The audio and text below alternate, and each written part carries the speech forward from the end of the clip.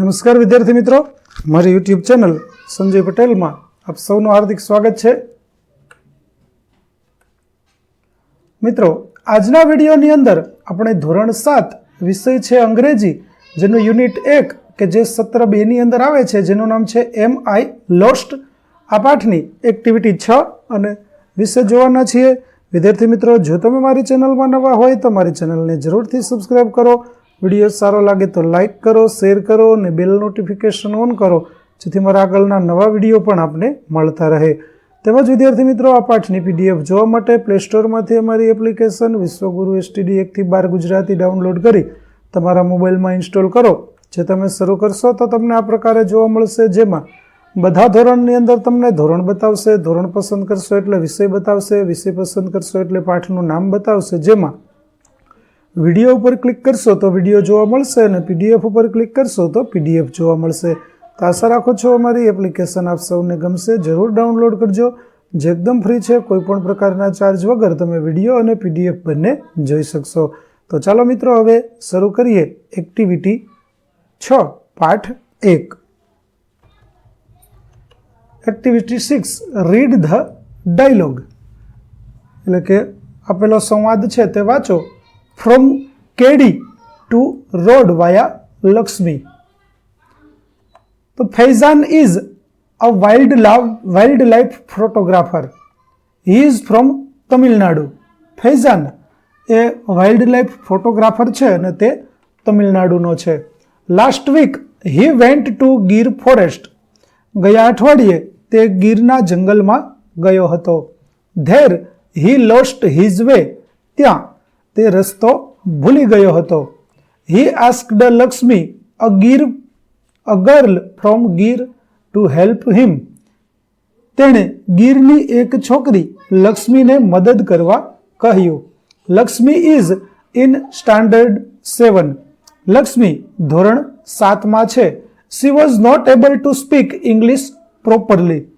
તે બરાબર અંગ્રેજી બોલી શકતી ન હતી. On the order side, Faizan was not able to understand. Other side, Faizan was not able to understand Gujarati. અને બીજી બાજુ ફૈઝાન ગુજરાતી સમજી શકતો ન હતો. Was Lakshmi able to help him? Let's see. શું લક્ષ્મી તેની મદદ કરી શકવા સક્ષમ હતી? ચાલો જોઈએ કેવી રીતે બંને વચ્ચે સંવાદ થાય છે. તો વિદ્યાર્થી મિત્રો, ફૈઝાન છે તે તમિલનાડુનો છે, તેને ગુજરાતી નથી આવડતું, જ્યારે લક્ષ્મી ધોરણ 7 ની અંદર ભણે છે અને તેને થોડું થોડું અંગ્રેજી આવડે છે. તો બંને વચ્ચે કેવી રીતે સંવાદ થાય છે તેના વિશે ચાલો આપણે જોઈએ. ફૈઝાન, હે એક્સક્યુઝ મી. ફૈઝાન, અરે માફ કરજો. Lakshmi, accuse, what accuse? Excuse me એટલે કે શું કહે છે. અહીં વિદ્યાર્થી મિત્રો, લક્ષ્મી છે તેને પૂરું અંગ્રેજી નથી આવડતું, માટે તેના ઉચ્ચારણ આ પ્રકારના છે. I lost my way. I want to go out from this જંગલ. ત્યારે ફૈઝાન કહે છે કે હું મારો રસ્તો ભૂલી ગયો છું અને મારે આ જંગલમાંથી બહાર જવું છે. Lakshmi, go out, why come in jungle? કે બહાર જવું છે, જંગલમાં કેમ આવ્યા હતા? Faizan, I do not know the road. મને રસ્તાની ખબર નથી. Lakshmi, road not in the jungle. Kedi, walk on kedi. એટલે કે લક્ષ્મી કહે છે કે તમને રસ્તો ખબર નથી, પણ કેડી ઉપર ચાલો.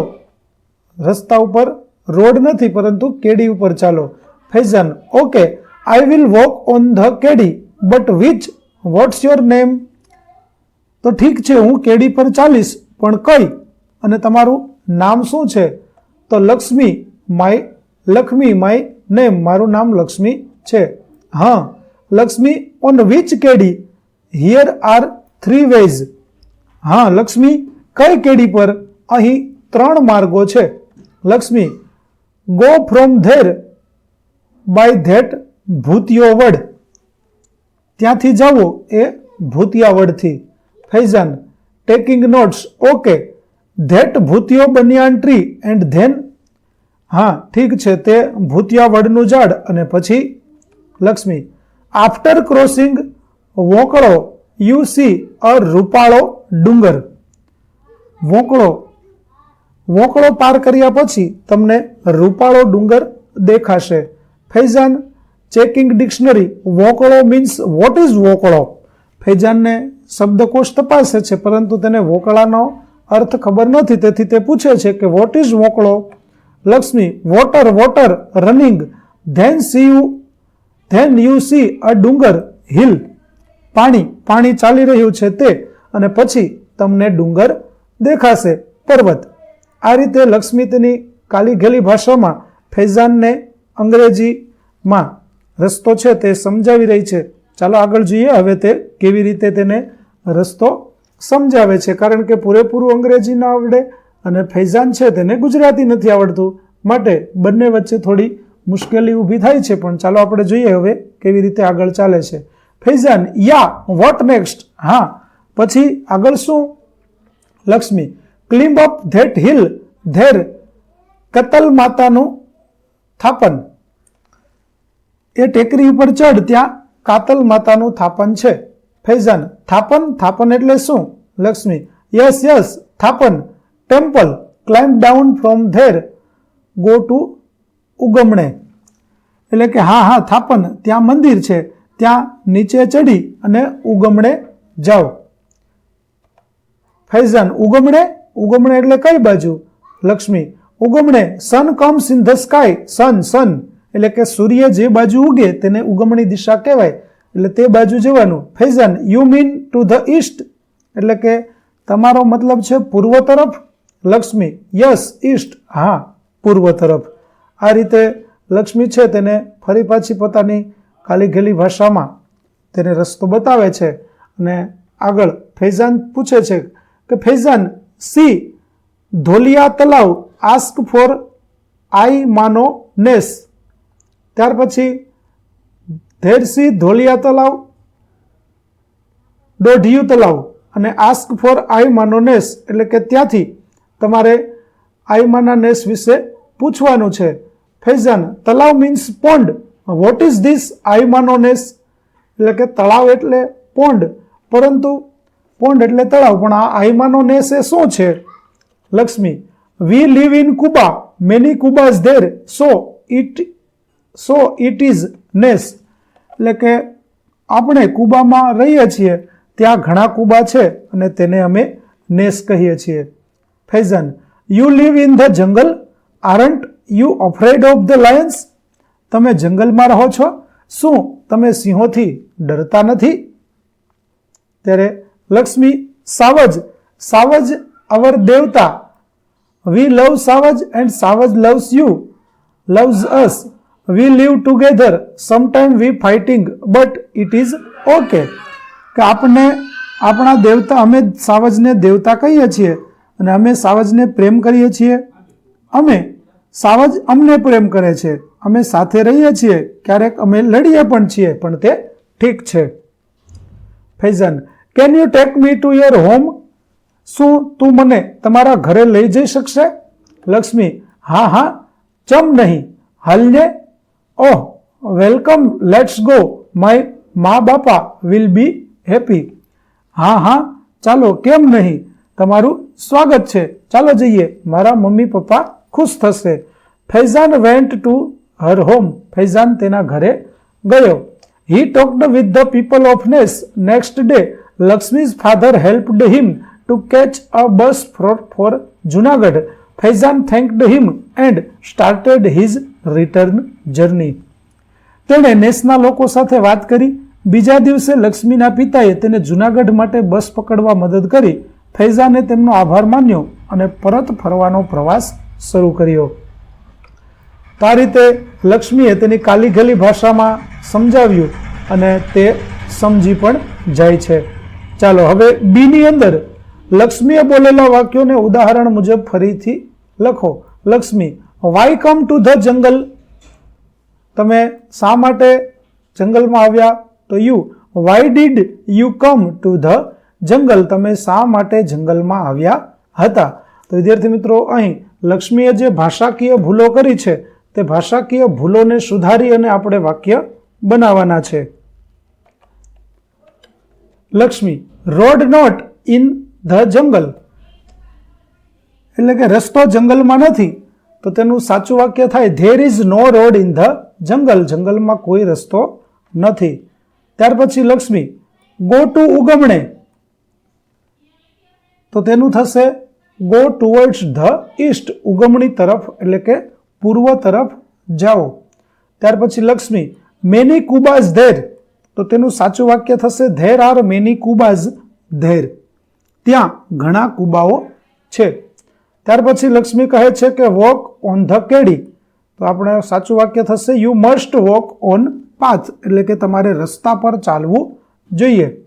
ત્યાર પછી લક્ષ્મી કહે છે લક્ષ્મી માય નેમ, તો એનું સાચું વાક્ય થશે માય નેમ ઇઝ લક્ષ્મી. ત્યાર પછી Lakshmi after crossing vokalo you see rupalo dungar, તો તેનું ખરું વાક્ય થશે after crossing the vokalo means stream you will see the rupalo dungar, એટલે કે વોકળો પસાર કર્યા પછી તમને રૂપાળો ડુંગર જોવા મળશે.